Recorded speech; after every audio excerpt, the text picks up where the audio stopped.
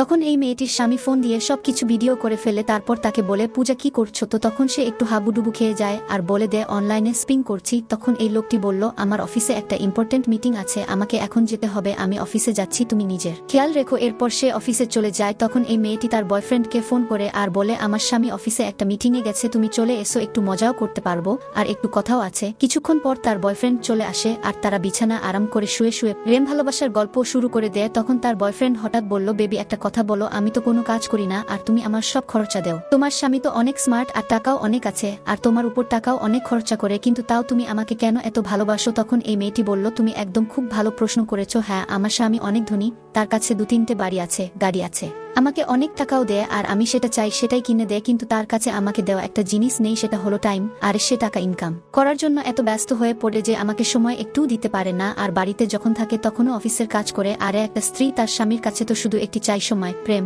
আর ভালোবাসা, আর এইসব আমার স্বামী কিছুই দেয় না, তাই আমি অন্য রাস্তা দেখলাম আর তাই তোমাকে ভালোবাসি। আর হ্যাঁ একটা কথা বলছি, আমি তো ভাবছি আমার স্বামী কোনো কিছু ভুল করুক আর তখনই আমি তাকে ডিভোর্স দিয়ে দেব, আর পুলিশ তো মেয়েদের কথায় আগে শুনবে আর বিশ্বাস করবে, তখন আমি তার সম্পত্তির 50% পেয়ে যাব, তখন আমরা পালিয়ে গিয়ে সুখে সংসার করব।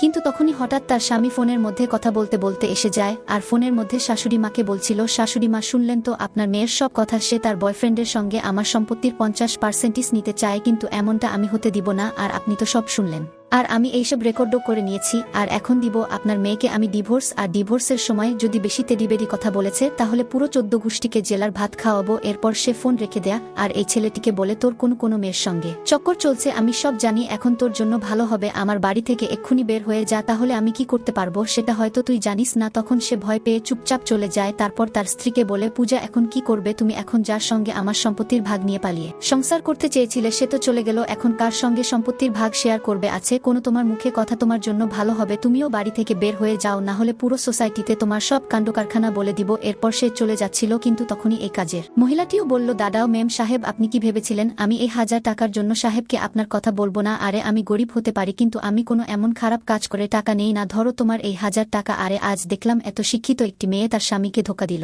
আরে মেম সাহেব আপনার থেকে তো আমরা বেশি ভালো, আমরা কম শিক্ষিত হতে পারি কিন্তু কার সঙ্গে কেমন ব্যবহার আর সম্মান করতে হয় সেটা আমরা ভালো করে জানি, আপনার জন্য ভালো হবে আপনি সাহেবকে ছেড়ে চলে যান। তো বন্ধুরা এটা থেকে একটা কথা মনে পড়ল যে সে যেই থালায় ভাত খেলো সেই থালায় ফুটো করে চলে গেল। যদি আপনি যে থালায় ভাত খান সে থালার যত্ন করেন তাহলে একটা লাইক করে দেবেন প্লিজ।